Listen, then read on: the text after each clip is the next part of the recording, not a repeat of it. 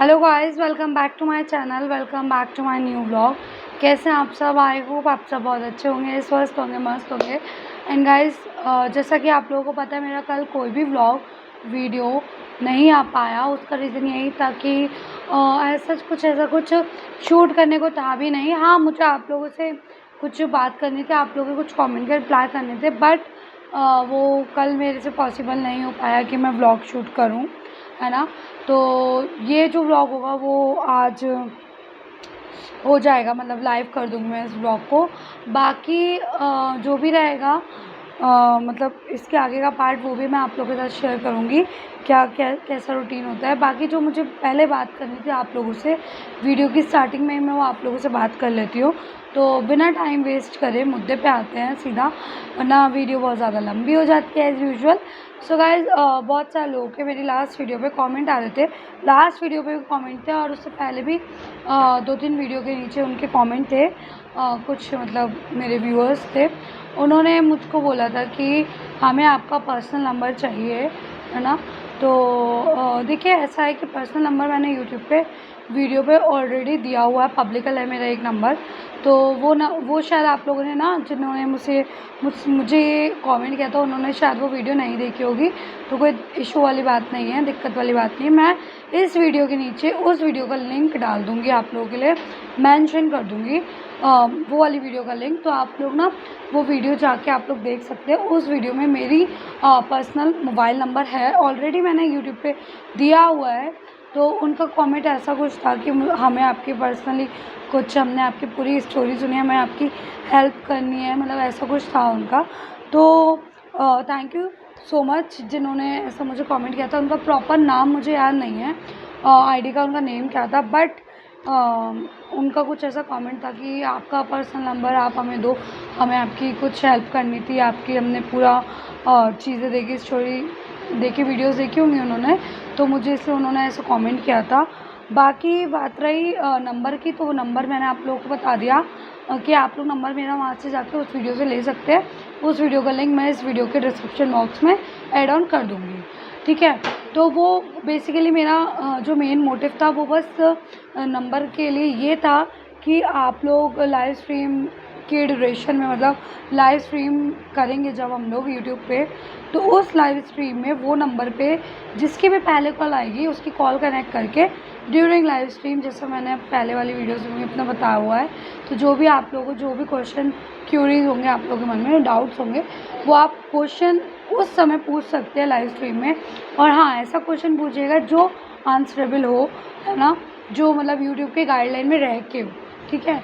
और बाकी जिसका भी कॉल पहले आएगा उस नंबर पे उसको वो अपना एड्रेस मुझे उस लाइव स्ट्रीम के नीचे कमेंट डाउन कर सकते हैं, मुझे इंस्टाग्राम पे डीएम कर सकते हैं, या फिर उस नंबर पे मुझे व्हाट्सअप भी कर सकते हैं आप लोग, जिसका भी पहला कॉल आएगा लाइव स्ट्रीम के दौरान यूट्यूब पे उनको, ठीक है। तो मैं एक पर्सनल अपनी तरफ से as a give away type, आप लोग समझ सकते हैं कि कुछ ऐसी गिफ्ट सेंड करूँगी उनके एड्रेस पे। सो गाइस, जिसका भी पहला कॉल आएगा लाइव स्ट्रीम में, उसको वो लोग अपना मुझे एड्रेस मेंशन कर सकते हैं कमेंट के थ्रू, इंस्टाग्राम में या फिर वीडियो में, ठीक है। और बाकी लाइव स्ट्रीम के डे किस दिन लाइव स्ट्रीम करनी चाहिए हमें, और क्या टाइम रखना चाहिए, हफ्ते में 2 या 3 बार लाइव स्ट्रीम हो पाएगी पॉसिबल, तो वो ये 2 या 3 आप लोग मुझे कमेंट डाउन करके बताएंगे। टाइम भी आप लोग मुझे बताइएगा, टाइमिंग थोड़ा सा आप लोग, मैं आपको कुछ बता देती हूँ। एक तो 3 से 4 के बीच, ठीक है, ठीक है, 3 से 4 के बीच आप लोग मुझे बता सकते हैं। और बाकी एक टाइमिंग आप 8 बजे इवनिंग में, मतलब शाम के टाइम 7 से 8, 7:30 से या 8, ऐसा टाइम रख लेंगे, या फिर रात को ज़्यादा लेट 9:30 से 10 के बीच, है ना। तो ये टाइमिंग्स बिल्कुल सूटेबल रहेंगे। इन तीनों स्लॉट में से जो भी आप लोगों को अब कंफर्टेबल लगे, आप लोगों के अकॉर्डिंग हो, वो आप लोग मुझे टाइमिंग कमेंट डाउन कर सकते हैं, मैसेज कर सकते हैं कि हाँ, इस दिन ये इन तीनों टाइमिंग में से एक टाइम, ठीक है। क्योंकि ये तीनों टाइमिंग में मैं लाइव स्ट्रीम कंटिन्यू कर पाऊँगी। लाइव स्ट्रीम में हम आपसे बात कर सकते हैं। इन तीनों टाइमिंग में से कोई भी एक टाइम आप लोग मुझे बता दीजिएगा।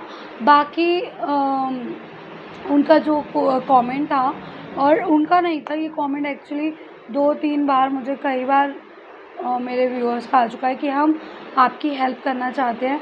तो उसके लिए आपका दिल से थैंक यू कि आप लोग इतना ज़्यादा सोचते हैं, है ना।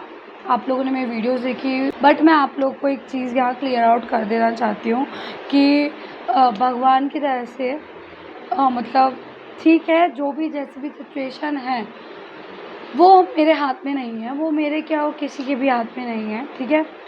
और ठीक है, भगवान बहुत अच्छा टाइम था, बहुत बुरा आ गया, कोई बात नहीं, कोई दिक्कत वाली बात नहीं है इसमें भी।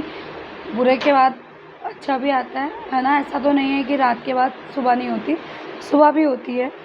और बाकी बात रही कि उनका जो भी मोटिव, इंटेंशन, गुड इंटेंशन, मुझे पता है कि मेरे व्यूअर्स का अच्छा सपोर्ट करने के लिए ही रहा होगा। बट मैं बिल्कुल भी एज़ सच मेरा वीडियो बनाने का भी कोई ये नहीं है कि मैं इससे मेरे को पैसा आए या फिर मैं व्यूज़ के लिए ये सब कर रही हूँ या फिर मुझे पैसा है। क्योंकि देखो, मेरी कोई इनकम सोर्स तो पहले भी नहीं है और ना तो मेरी मैं यूट्यूब में इनकम सोर्स के बारे कर रही हूँ। वीडियो बनाना सबसे पहली बात तो मेरा ये है कि मेरी सिक्योरिटी का सवाल है, ठीक है। तो मैंने वीडियो बनानी इसलिए स्टार्ट करी थी अपनी ऑन रिकॉर्ड सारी चीज़ें, मतलब ऑन रिकॉर्ड वीडियोज़ में रखने के लिए।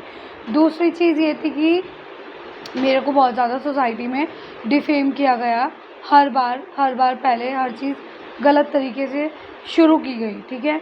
जब हम चुप रहते हैं तो कुछ समझते नहीं हैं, तो हमारे चरित्र पे भी फिर वो लोग चले जाते हैं, है ना।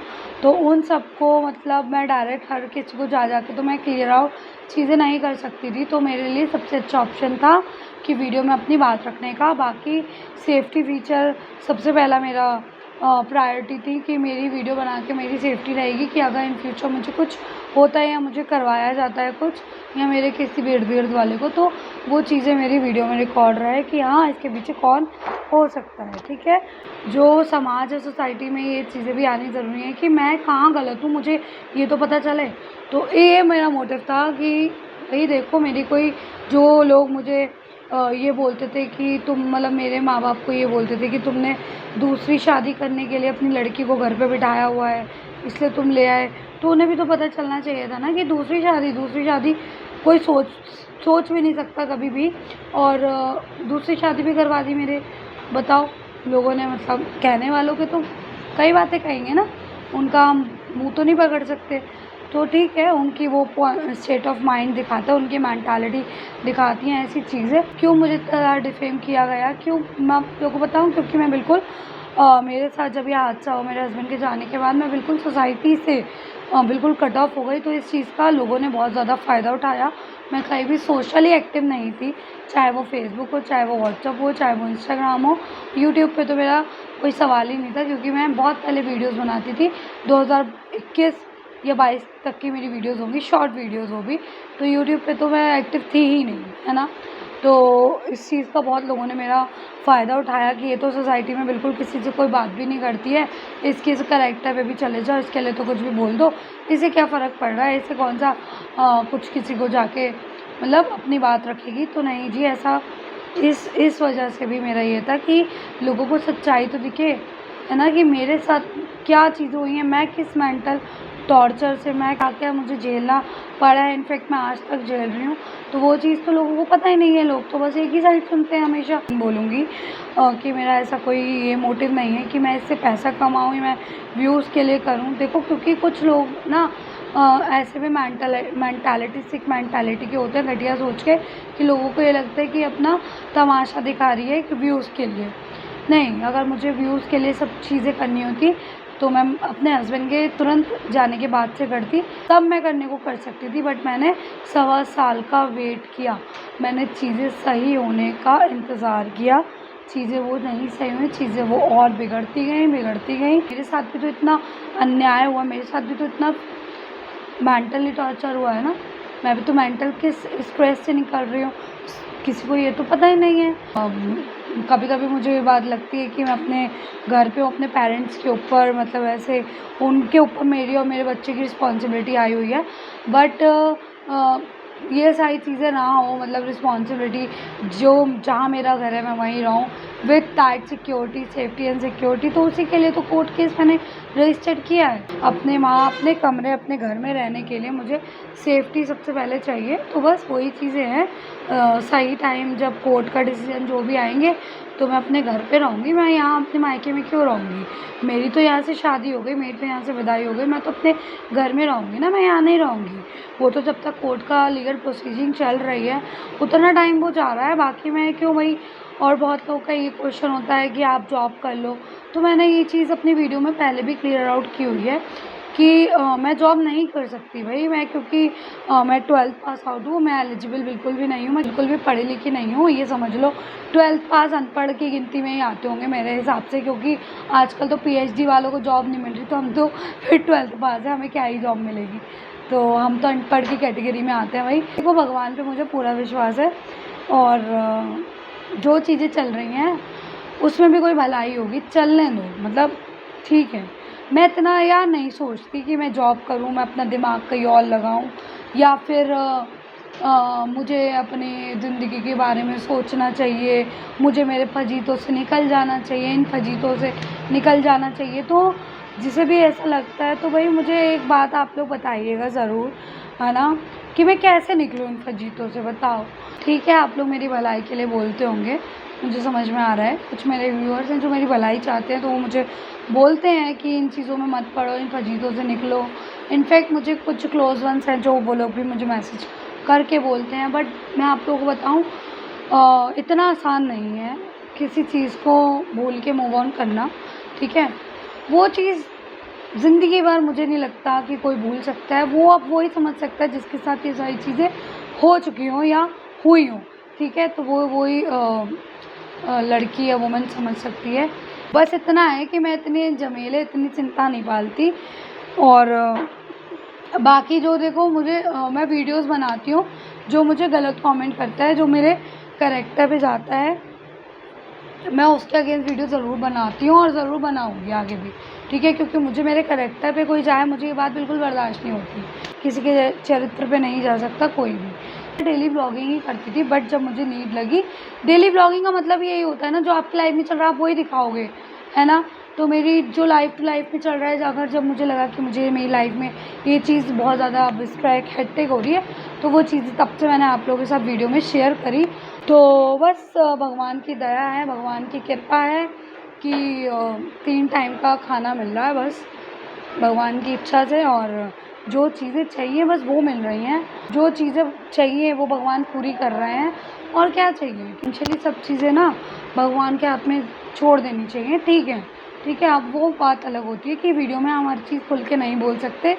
बाकी जैसा बस मैं इतना बोलना चाहती हूँ आप लोगों को कि जैसा माधव चाहते थे ना, अपना बच्चे को, अपने बेटे को परवरिश देना, अपने बेटे को पालना, अपने बेटे को रखना, चाहे फिर वो कपड़ों से लेके स्कूल की भी बात हो अब, या फिर रहना सहना जैसा भी हो, जैसा भी लिविंग ऑफ स्टैंडर्ड हो। हाँ ठीक है, माधव जितना तो नहीं हो पा रहा, बट जितनी भी मेरे भाई बाप की औकात है उतनी उससे बढ़ के वो लोग कर रहे हैं। और हाँ, माधव का लिविंग स्टैंडर्ड से कुछ हो सकता है कम बढ़ती रह रहा हो, कम रह रहा हो, है ना। बट ठीक है, वो लोग भी अपनी औकात से ज़्यादा अच्छे से पाल रहे हैं, अच्छे से रख रहे हैं माधव के बेटे को, ठीक है।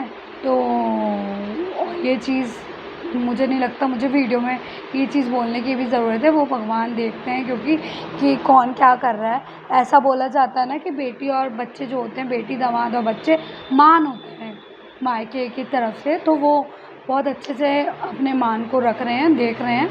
जैसा माधव चाहते थे वैसा हो रहा है। बस ज़्यादा चीज़ें मैं वीडियो में नहीं बता पाती हूँ। ये चीज़ें ऐसी होती हैं कि गिनवाने की थोड़ी ना होती हैं। वो लोग कर रहे हैं, वो अपना फ़र्ज़ कर रहे हैं, उनका फ़र्ज़ तो नहीं है बट वो कर रहे हैं, स्टिल कर रहे हैं। माधव की रिस्पॉन्सिबिलिटी है तो वो पूरी कर रहे हैं।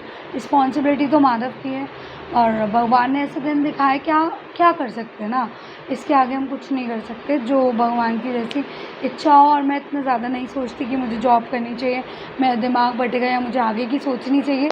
देखो मैं इतनी आगे की, मैं बहुत आगे की सोच के चली थी, तो भगवान ने मुझे कहाँ ला के कहाँ बिठा दिया, ठीक है।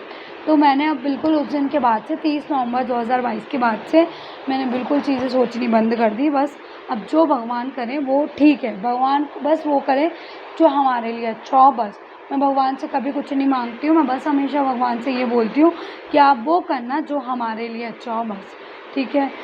तो मैं इतना सब कुछ नहीं सोचती बिल्कुल भी, क्योंकि यार ज़िंदगी का कुछ नहीं पता। मतलब कहाँ 30 नवंबर 2022 को हम कमरा पूरा हमारा, पता है मैं आप लोगों को बताऊँ, पूरा हमारा कमरा माधव और मैं हम लोग उस समय ये बोल रहे थे, मैं माधव को बोल रही थी तुमने पूरा कमरा फैला दिया, कौन साफ़ करेगा ये वो। इनफैक्ट उस दिन आरव ने, मतलब हमारे बेटे ने पूरा मेरा मेकअप का सामान तोड़ दिया था, ब्लश, आई शेडो पैलेट सब तोड़ दी थी उस दिन, ऐसे ही फैला हुआ था।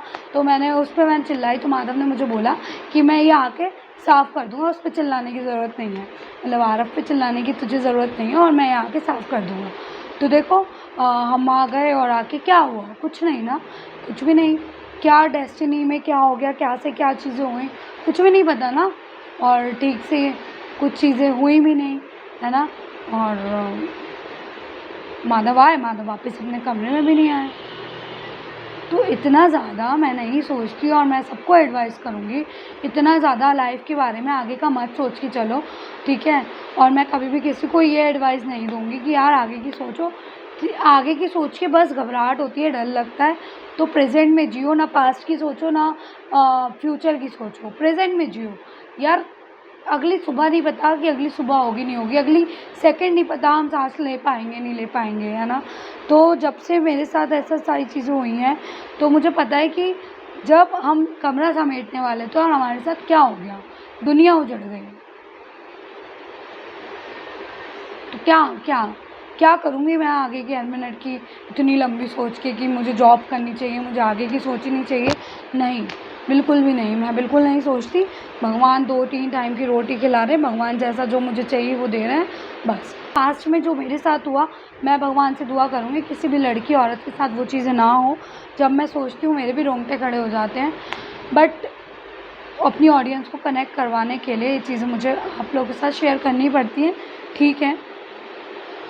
बस गाइस इस वीडियो को फ़िलहाल के लिए तो मैं यहीं स्टॉप कर रही हूँ। आगे जो भी रिकॉर्ड हो पाएगा, जो भी शूट हो पाएगा, मैं सब आप लोगों के साथ शेयर करूँगी, ठीक है। बस मुझे आप लोगों से कोई हेल्प नहीं चाहिए, कुछ नहीं, कुछ नहीं। मैं बस भगवान के आगे मैं भिखारी बनना चाहती हूँ। मैं बस भगवान के आगे भिखारी हूँ। मैं कभी किसी इंसान से कोई मदद ना मैंने मांगी है, मांगी हो तो पहले पता नहीं, लेकिन अब ना मैं मांगती हूँ किसी की मदद और ना मुझे इन फ्यूचर मैं मदद मांगती हूँ। बस मैं सपोर्ट मांगती हूँ आप लोगों से कि जैसा आप लोग मुझे सपोर्ट कर रहे हैं बस सपोर्ट करिए, ठीक है, और कुछ नहीं।